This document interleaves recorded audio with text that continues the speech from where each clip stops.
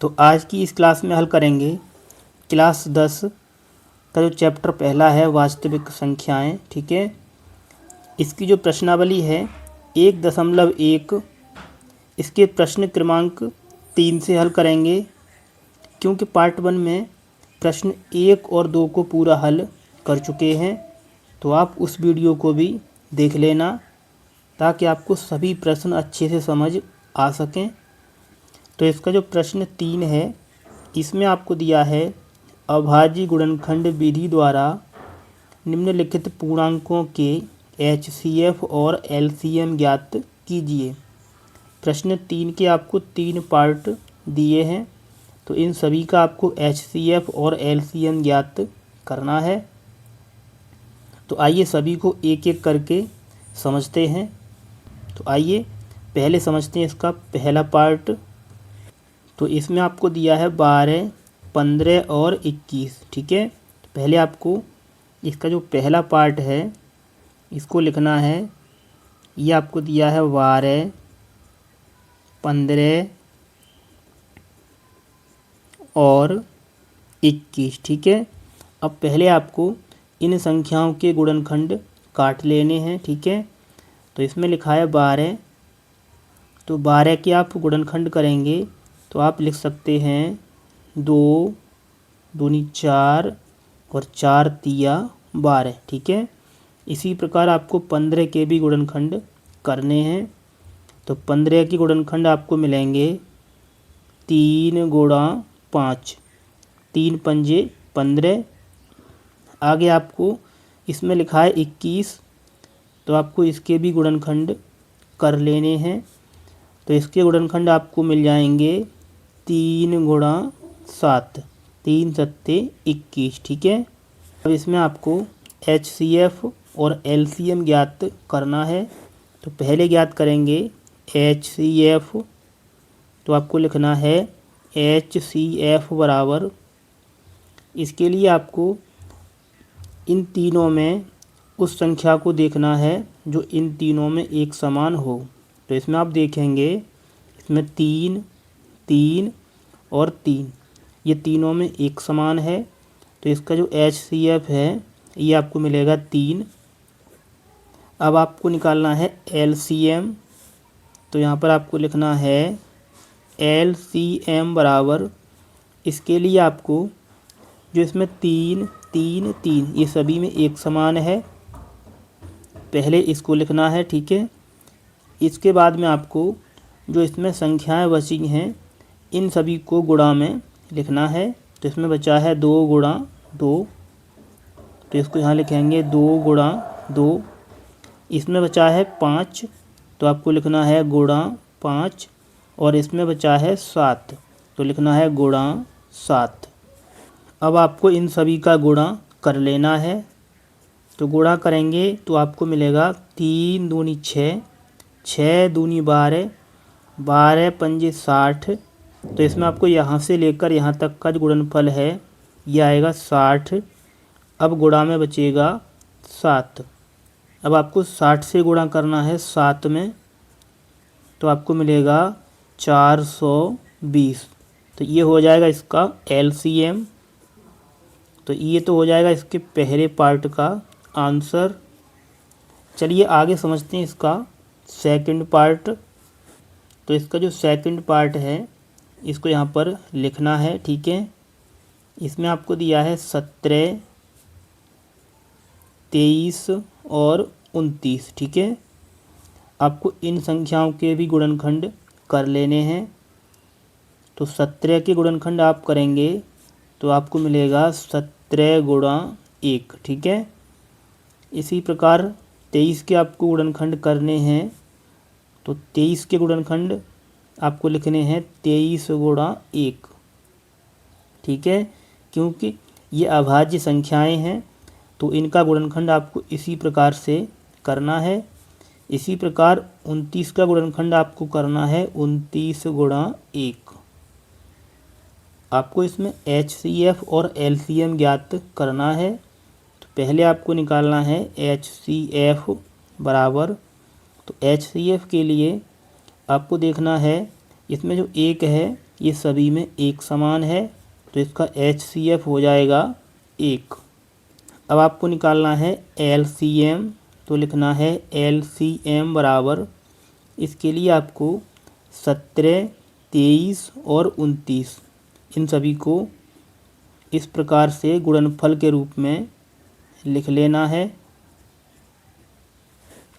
आगे आपको इन सभी का आपस में गुणा कर लेना है। तो जब आप इनका गुणा करेंगे तो आपको प्राप्त होगा 11,339। ठीक है, तो ये हो जाएगा इसका LCM, तो ये हो जाएगा इसका आंसर। आगे आपको दिया है इसका तीसरा पार्ट। ठीक है, इसमें आपको दिया है 8, 9 और 25, तो इनका भी आपको पहले गुणनखंड करना है। तो आपको लिखना है 8 बराबर 8 के आपको करने हैं गुणनखंड, तो आपको मिलेगा 2 दूनी 4, 4 दूनी 8। अब इसमें लिखा है 9, तो आपको 9 के भी गुणनखंड करने हैं। तो यहाँ से आपको मिलेगा 3 तिया 9। और इसमें लिखा है 25, तो 25 के करेंगे गुणनखंड, तो आपको मिलेगा 5 पंजे 25। ठीक है, अब इसमें आपको HCF और LCM ज्ञात करना है। तो पहले आपको निकालना है HCF बराबर, HCF के लिए आपको इन तीनों में उस संख्या को देखना है जो सभी में एक समान हो। तो इसमें कोई भी संख्या एक समान नहीं है। जब आपको कोई भी संख्या एक समान नहीं दिखे तो उसका HCF आपको लिखना है 1। तो ये हो जाएगा इसका HCF। अब निकालेंगे इसका LCM, तो आपको लिखना है LCM के लिए आपको जो इन संख्याओं के गुणनखंड हैं इन सभी का आपको गुणा कर लेना है। ठीक है, तो 2 दूनी 4 दूनी 8, तो आपको लिखना है 8 गुणा 3 तिया 9, तो लिखेंगे 9, 5 पंजे 25, तो आपको लिखना है 25। अब आपको इनका गुणा कर लेना है। तो पहले आपको गुणा करना है 8 का 25 के साथ, तो आएगा 25 अट्ठे होता है 200। अब गुणा में बचेगा ये 9। आगे आपको इसका गुणा करना है, तो यहाँ से आपको मिलेगा 1800। तो ये हो जाएगा इस प्रश्न का आंसर। अब चलिए आगे हल करते हैं इसका अगला प्रश्न। आगे आपको दिया है प्रश्न 4, HCF 306,657 बराबर 9। ठीक है, तो आपको इसमें जो HCF है ये पहले से दिया हुआ है और आपको इसमें 306 और 657 का LCM ज्ञात करना है। ठीक है, तो आइए इसको सबसे आसान तरीके से आपको समझाते हैं। तो प्रश्न 4 को हमने यहाँ पर लिखा है। ठीक है, आपको सबसे पहले 306 और 657 इनके आपको गुणनखंड कर लेने हैं। तो यहाँ पर आपको लिखना है 306। ठीक है, पहले आपको इसके गुणनखंड काटने हैं। इसमें आपको 2 से भाग करना है, तो यहाँ से आएगा 2 एकन 2, बचेगा 1, हो जाएगा 10, 2 पंजे 10 और 2 ती 6। अब इसमें आपको 3 से भाग करना है, क्योंकि इसमें लिखा है 3, ये 2 से नहीं कटेगा, तो आपको भाग करना है 3 का, तो आएगा 3 पंजे 15, 3 एकन 3। इसमें आपको फिर से एक बार 3 का भाग करना है, तो आएगा 3 एकन 3, बचेगा 2, हो जाएगा 21, 3 सत्ते 21। अब इसमें आपको 17 से भाग कर देना है। ठीक है, आगे आपको इसमें लिखा है 657, इसके भी आपको इसी प्रकार से गुणनखंड कर लेने हैं। ठीक है, अब इसमें आपको पहले 3 से भाग करना है, तो आएगा 3 दूनी 6, 3 एकन 3, बचेगा 2, हो जाएगा 27, तो आएगा 3 नेम 27। आपको इसमें फिर से 3 का भाग करना है, तो आएगा 3 सत्ते 21 और 3 तिया 9, अब इसमें बचा है 73, तो ये एक अभाज्य संख्या है, तो इसमें आपको 73 से एक बार में पूरा पूरा काट देना है, ठीक है। अब इसमें आपको इसका एलसीएम ज्ञात करना है, तो यहाँ पर आपको लिखना है एलसीएम बराबर, इसके लिए आपको जो आपने गुणनखंड किए हैं इनमें आपको उन संख्याओं को देखना है जो इन दोनों में एक समान हो। तो इसमें आप देखेंगे 3 इसमें है और 3 इसमें भी है, ठीक है। तो यहाँ से आएगा 3, इसी प्रकार 3 इसमें है और 3 इसमें है, तो यहाँ से आएगा एक और 3, ठीक है। इसके बाद में आपको जो संख्याएं बची हैं इसमें बचा है 2 और 17, तो इनको भी गुणा में इस तरीके से लिखना है, 2 गुणा 17। इसी प्रकार इसमें बचा है 73, तो इसको भी गुणा में इस तरीके से लिखना होगा। अब आपको इन सभी का गुणा करना है, तो यहाँ से हो जाएगा 3 3 9, 9 दूना 18, तो आपको लिखना है 18।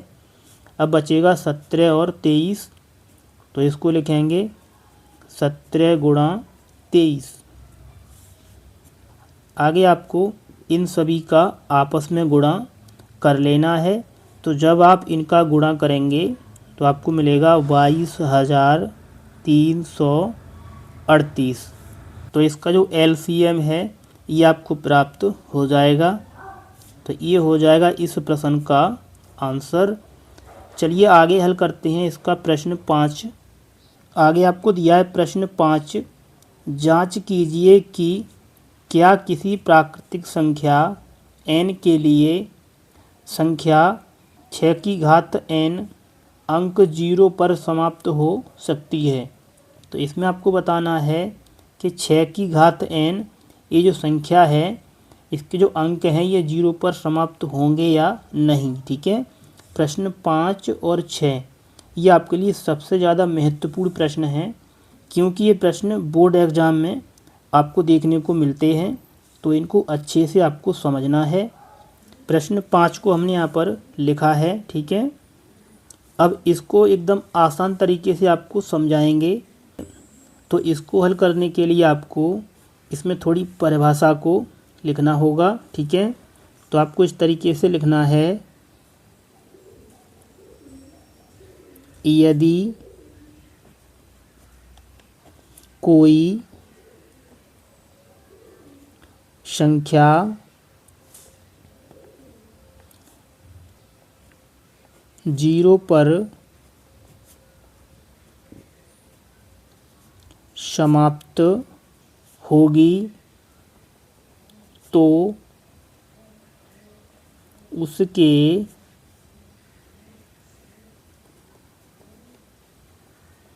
गुणनखंड में 2 गुणा 5 या 2 की घात n या 5 की घात n का होना आवश्यक है, ठीक है। आपको इसी प्रकार से लिखना है, ठीक है। आगे आपको जो प्रश्न में संख्या दी गई है इसको लिखना है, तो इसमें आपको दिया है 6 की घात n। आपको इस 6 के करने हैं गुणनखंड, तो आपको मिलेगा 2 गुणा 3, ठीक है।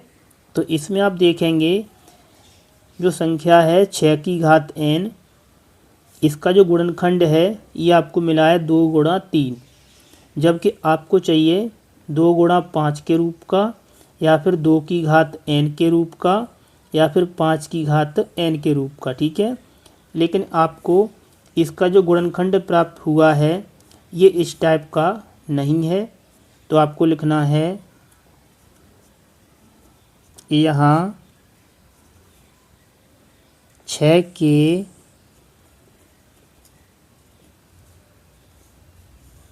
गुणनखंड में 2 गुणा 5 का रूप प्राप्त नहीं हुआ है। अतः 6n संख्या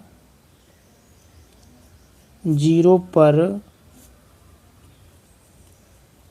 समाप्त नहीं हो सकती है। ठीक है, इस प्रकार से आपको लिखना होगा। तो ये हो जाएगा इस प्रश्न का आंसर।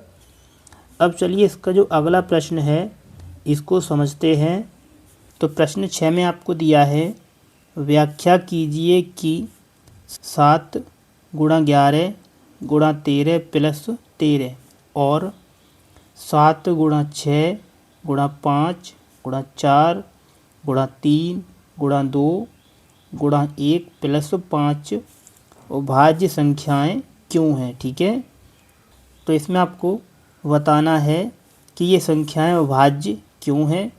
तो अभाज्य संख्याएं उन संख्याओं को कहते हैं जिनके एक से अधिक गुणनखंड हों, यानी कि कम से कम 3 गुणनखंड हों, तो वो संख्याएं अभाज्य संख्याएं कहलाती हैं। तो आइए इसको हल करते हैं। तो प्रश्न में आपको दिया है, इसको लिखना है। इसमें आपको दिया है 7 गुणा 11 गुणा 13 और प्लस 13। इसमें से आपको 13 और 13 इसको लेना है कॉमन, तो इसको लिखेंगे 13। अब यहाँ से बचेगा 7 गुणा 11, तो इसका जब गुणा करेंगे तो आपको मिलेगा 11 सत्ते 77 प्लस इसमें से 13 को कॉमन लिया है तो यहाँ से बचेगा प्लस का 1।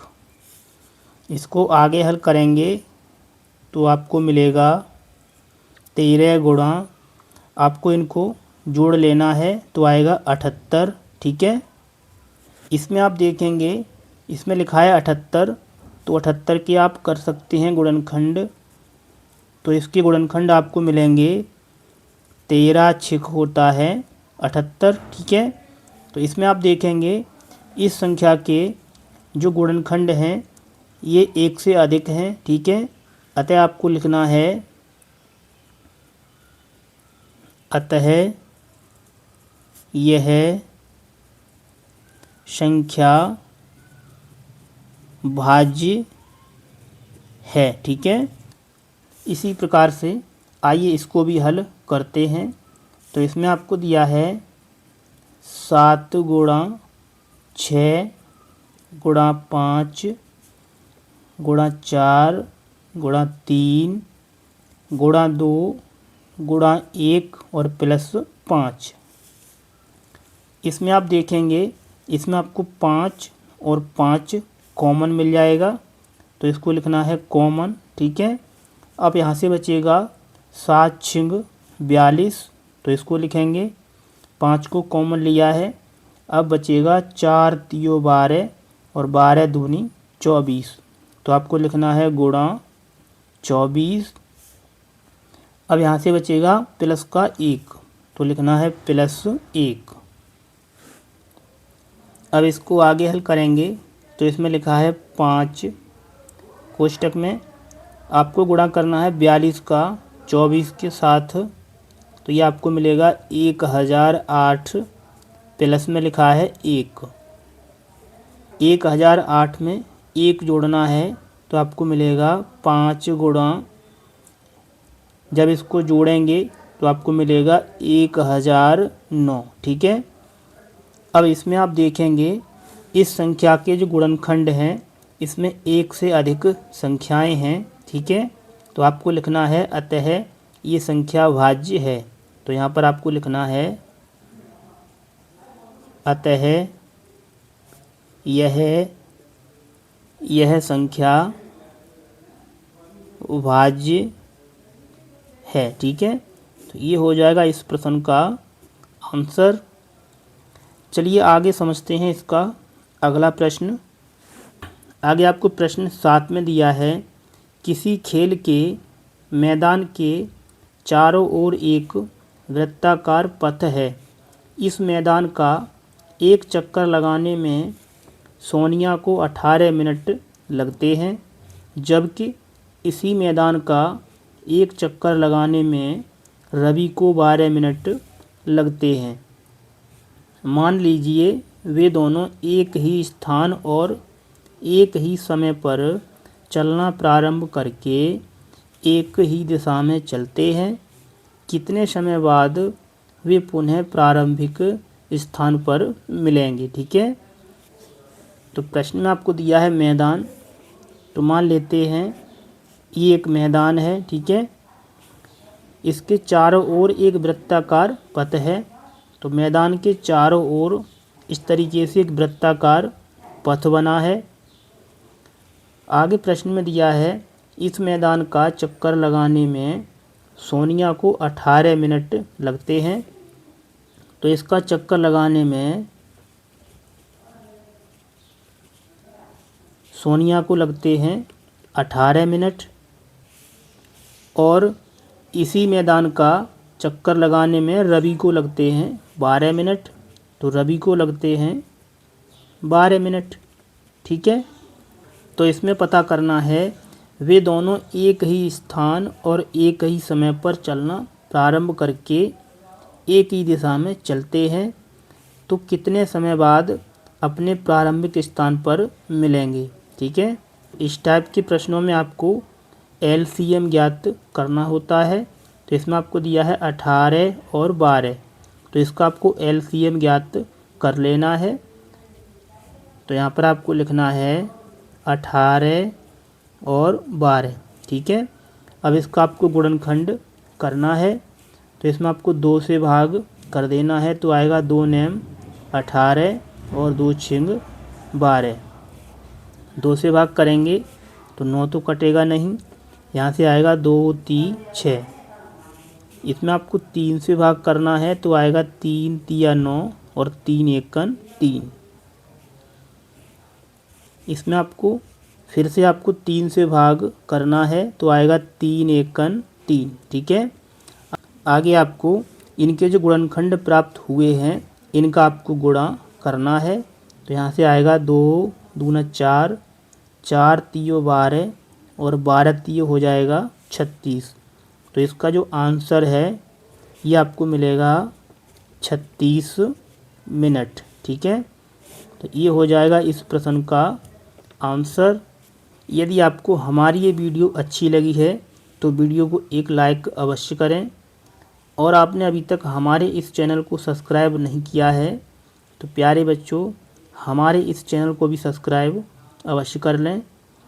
तो चलिए बच्चों, मिलते हैं आपसे अगली क्लास में।